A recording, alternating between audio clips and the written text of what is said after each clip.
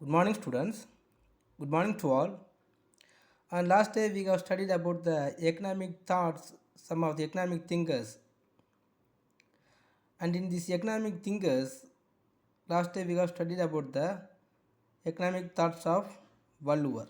So today just we will go to study about the economic thoughts of Gandhijis and others economic thinkers. Today we will study about the economic contributions of Mahatma Gandhi thoughts. So Gandhian economics is based on the ethical foundations.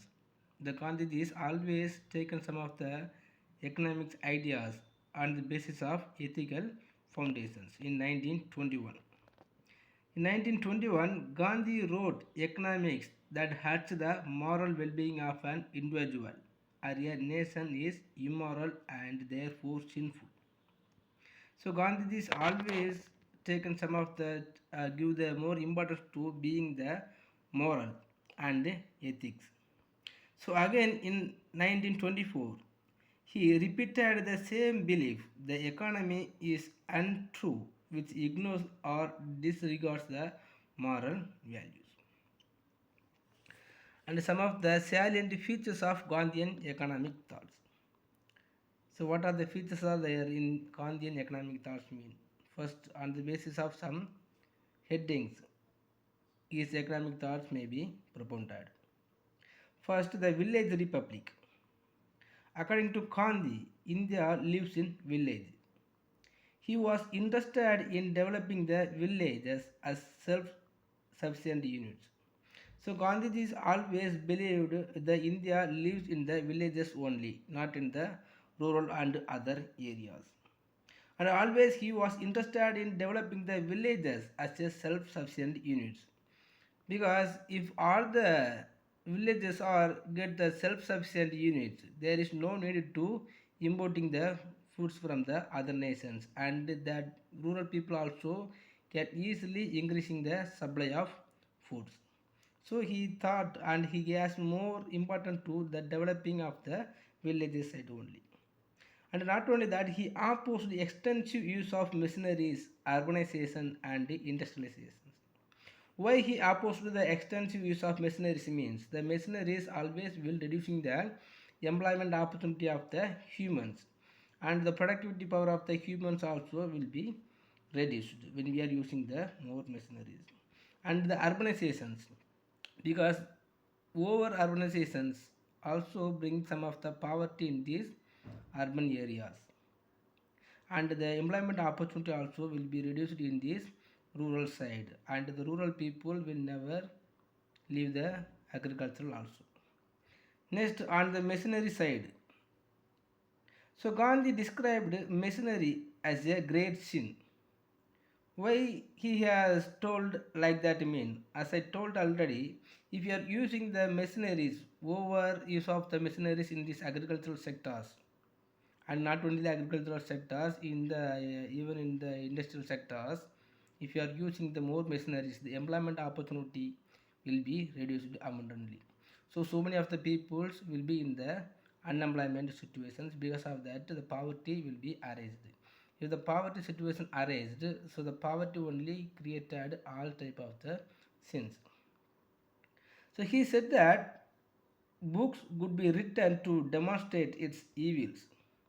It is necessary to realize that machinery is bad. He also told we have to write more books. That is, the machinery, the sins are the evils of the machineries. So instead of welcoming machineries as a boon, we should look upon it as an evil. It would ultimately cease. So when the same time, what are the advantages are arised when we are using the machineries? Same time we have to thinking about the evils and the bads and the critical situations of the usage of machineries also. Next, industrialism.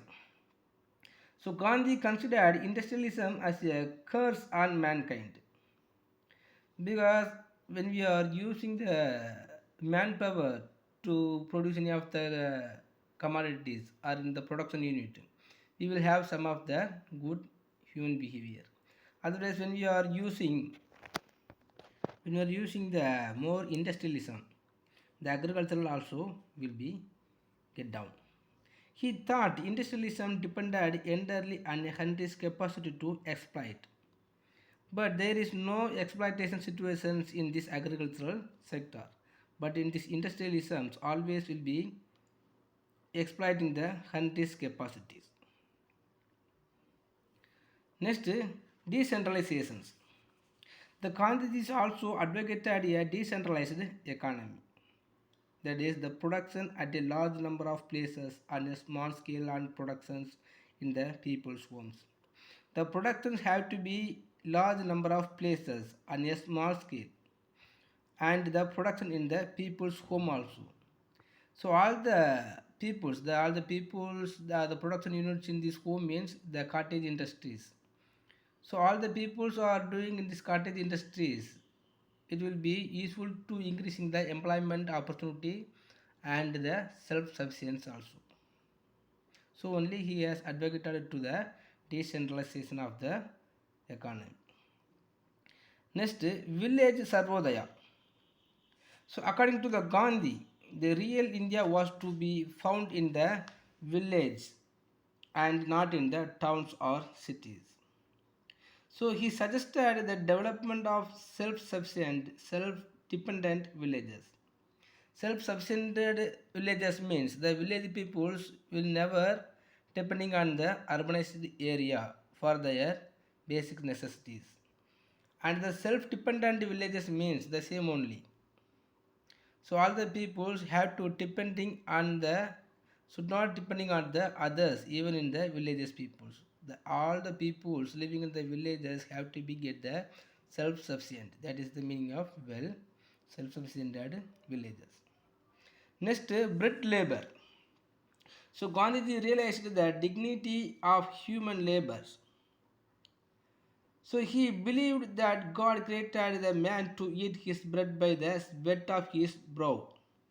So according to the Gandhijis, all the peoples have to do some of the work by spreading the sweater. If he want to eat some of the food, he must earn the sweat. So bread labor or body labor was the expressions that Gandhiji used to mean manual labor. The labor, those who are earning the money by the way of sweating, he is the only man labor, human labor. Next, the doctrine of trusteeship. So the trusteeship provides a means of transforming the present capitalist order of society into a egalitarian one. It gives no quarter to capitalism. However, now India experiences both casino capitalism and crony capitalism.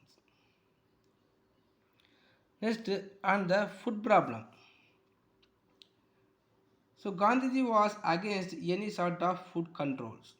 If you are bringing some of the controls to produce in the food, it will be creating the poverty.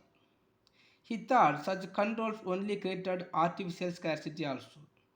If you are bringing some of the controls in the supply of food, the producers of food can have the possible to bringing the or making the artificial demand. So if there is no demand, the producers and some of the wholesaler will creating the artificial demand. So once India was begging for food grains, but India tops the world with a very large production of food grains, fruits, vegetables, milks, etc. Meat, etc. So India was the begging for the food grains, but now not like that. By providing the more facilities and the grants by the government, we have the self-sufficient to producing the more food grains, and we can have able to export the food on other nations also. Next, on the populations. So Gandhijian thoughts of the populations. Gandhiji opposed the method of population control through contraceptives. He was, however, in favor of birth control through brahmacharya or self-control. So all the peoples have to take some of the effort to controlling the populations. but he opposed the method of population control through the contraceptives in either the artificial way. So instead of the artificial way, he was advocated to brahmacharya and self-controls. He considered self-control as a sovereign remedy to the problem of overpopulation. If we have the self-control, so we can control the populations. Next on prohibitions. So Gandhiji advocated 10% prohibitions. He regarded the use of liquor as a disease rather than the vice. So some of the product must be prohibited. One of this product, the alcohol is most important one. We must prohibited the productions and usage of the alcohols. But nowadays, all the state governments are earning the revenue from the liquor sales only. So it is not possible to prohibit in some of the states. Okay, student. Next, the economic thoughts of Jawaharlal Nehru. How the Jawaharlal Nehru contribute their economic thoughts to improving the economic development. So Jawaharlal Nehru is one of the chief builders of modern India. He was the first Prime Minister of the independent India and he was there in the post till his death in 1964. So the contributions of economic thoughts of Ambedkar is classified under three headings. First one is democracy and secularism. The Jawaharlal Nehru was a firm believer in democracy. He was believed in the democracy. He believed in free speech, civil liberty, adult franchise, and the rule of law and parliamentary democracies. When we have this all and all only, we will have the good economic development. And the secularism is another signal contribution of Nehru to India in our. So in our country, there are many religions: Hinduism, Islam, Christianity, Buddhism, Jainism, and Sikhism, and so on. But there is no domination by religious majority. The secularism means equal respect for all the religions. Even if the majority of the peoples are living in our nations, so our nations are considered as a secularism nations. Next, planning. So Jawaharlal Nehru was responsible for the introduction of planning in our country. To Jawaharlal Nehru, the plan was essentially an integrated approach for development. So if we want to improve and if we want to bring the growth of economic development, we must have the planning. So without having the planning, we will never achieve any of the development. So initiating the debate on the second plan in the Lok Sabha in May 1956, Nehru spoke on the theme of planning. So after that, only the planning or arranging the planning system is strongly founded. So according to the Nehru, carried through this basic strategy of planned development. The Nehru's contributions to the advancement of science, research, technology, and industrial development cannot be forgotten. Because after the planning, or according to the Jawaharlal Nehru's planning only, the science, technology, and industrial development has been increased, prescribed. He always insisted on the scientific temper. Next, democratic socialism. The socialism is another contribution of Nehru to India. He put the country on the road towards a socialistic pattern of society. But Nehru socialism is democratic socialism.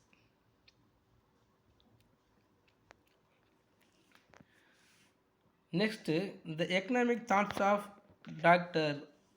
B.R. Ambedkar. So you all are knows very well about the economic thoughts or Dr. Ambedkar. Dr. Ambedkar was a versatile personality. Versatile personality means he has brightening in many departments, many areas. He was the architect of the Indian constitutions. You may have studied in your lower classes. A custodian of social justice and a champion of socialism and state planning. The Ambedkar's writings included ancient Indian commerce, a historical and analytical study. His thesis was published as the evolution of provincial finance in British India.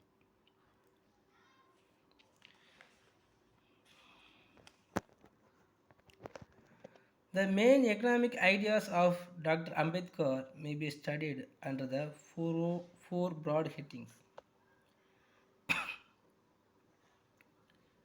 First one is financial economics. So much of the work done by Mr. Ambedkar during his stay abroad, mostly during the period of 1913 to 1923. He was in the field of finance economics. So Ambedkar divided the evolution of provincial finance into three stages. First one is budget by assignment. Next, budget by assigned revenue, and the budget by shared revenue. So under these three categories, he was given the more importance to the financial economics. Financial economics means so fiscal economies. The one of the nations have to bring some of the innovations and have to bring some of the policies on the finance of the government is very much important. Next, agricultural economics. In 1918, Ambedkar published a paper, Small Holding in India and Their Remedies. Citing Adam Smith's Wealth of Nations, he made a fine distinction between consolidation of holdings and enlargement of holdings. So, if you want to improve the agricultural economics, we must consolidations of all the holding lands. So, if you have the broken land or the small piece of land by all the agriculturist people or the farmers, it is not able to bringing the more cultivations. So instead of having the isolated hold, if you are consolidations of all the land, we must bring more cultivate or more land and enlargement of holdings. Next, economics of caste. So Ambedkar believed that caste was an obstacle to social mobility. Caste was an obstacle to social mobility because even if you have the ratio of religions, it is not bring most of the problems. But if you have the ratio of caste, it will be creating the many problems. So it resulted in social stratifications. So he was of the firm view that the individual must be free to change their occupations. So all the peoples also have to being as a individuals as their occupations. Moreover, the caste system caused social tensions. Caste system always bringing the many problems in the societies and the social tensions. The even from the authority persons to all the educationalist persons and the professionals also have to get some of the tensions by using the caste systems. The caste system has resulted in the absence of social democracy in India as distinct from the political democracy. So when we are comparing the political problem, the caste problem also will bring more problems. Next, economic thoughts of VKRV Rao. VKRV Rao is also one of the economists and he also provided many ideas and contributions to economic development. So VK Rao was deeply interested in three large items. What are the large items means? The national income and food, nutrition and the distribution of good. Next, the employment occupational distributions. So why he has given the more interested to these events mean? The national income only is the measurable of one of the nation's growth and development. Otherwise, next one, food, nutrition and the distribution of goods. So all the peoples in the societies have to get more food or the substance level of the food, and the food also have to be as a nutritional one. And the distribution of good, all the peoples and the societies have to good all type of the goods. Next, employment and occupational distributions. If there is less employment opportunity in one side and the low and the high employment opportunity in the another one of the regions means the regional disparities will arise. So these three things are very much important one. If a nations are having the self-sufficiency in these three things, the nations will considered as a developing or developed nations. He has also under some of the headings he provided the economic thoughts. First, the national income methodology. As an applied economist, Rao's name is remembered for his pioneering work on the enumeration of national income of India. By providing the enumeration of national income, so the Rao's name is remembered. The Rao was people of James M. Keynes. The Rao was the student of J. M. Keynes and he worked with Colin Clark. And not only that, H. W. Singer, he is also one of the economists. He is considered V.K.R.V. Rao as the best equipped of all Keynes peoples. The Rao's paper on full employment and economic development was one of the earliest contributions in the field of development towards employment. The economic development and full employment idea is the major part of the contributions to the development of the employments. Next, international food aid. The Ra was influential in creating the ideas and shaping the policy in the international attack on world poverty. So, not only through his contributions to the questions of international aid and improved flows of external resources, but also through his activities in the field of food aid. So, he is also considered the food aid. The food aid is also one of the important tools in the external affairs. Next, support for socialism. So during the early basis of planning in India, Rao supported the case of the socialist India, where the state would control the commanding heights of the economy and the public sector would play a dominant role in the economic development.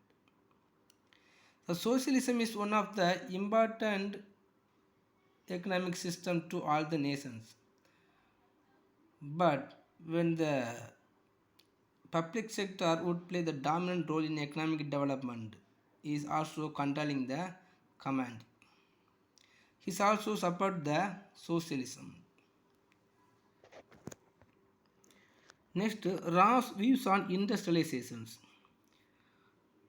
How the Raos was approaches the industrializations. Some of the reasons for low per capita income and low level of per capita nutrition in India is Mr. Ra gave some of the reasons to low per capita income and low level of the per capita nutrition. So the uneconomic holdings with the subdivisions and fragmentations. So the subdivisions and the fragmentations, the holding of land, all the lands must be holding as consolidated. If the land is fragmentations, we will hit the low per capita and the low per capita nutrition and low levels of water availability for crops. When we have the sufficient level of the water facilities for the crops will never yield prosperities. So it will be give the low levels of per capita income from the agricultural field. Next, excess population pressures on the agricultural due to the absence of large industrial sectors. So if there is more industrial sectors are there in our nations, so all the peoples will want to going to the industrial field only, and there is no peoples will have the interest to involving these agricultural sectors. So if the situation is being like that, so the population pressures always will be increasing on the agricultural, and in the same time, so if there is no industrial sectors, most of the increased populations will come to the agricultural only. So the productivity of the farmers also will be low. So we will not improve the capital income, per capita income. Next, absence of capital. If you want to increasing the productivity of the industrial sector or the agricultural sector, we must being in the need of some of the some level of capital. If the absence of capitals are there, we will never improve. Next, absence of autonomy in currency policies and in general in monetary matters, encouraging the holding of gold. So the absence of monetary autonomy currency policies means some of the monetary policies also will not be sufficient.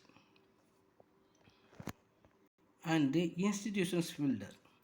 The V.K.R. Rao also founded three national level research institutes, namely Delhi School of Economics and Institute of Economic Growth and Institute for Social and Economic Change. So the first two organizations, the Delhi School of Economics and Institute of Economic Growth, also situated in the Delhi, and the last one, the Institute for Social and Economic Change, is located at the Bangalore. Okay students, then today we have studied about the economic thoughts of Mr. Ambedkar and Gandhiji's and the V.K.R.V. Rao. If you have any doubt, please ask me, and just to take the economic thoughts of V.K.R.V. Rao as your study portions. Thank you.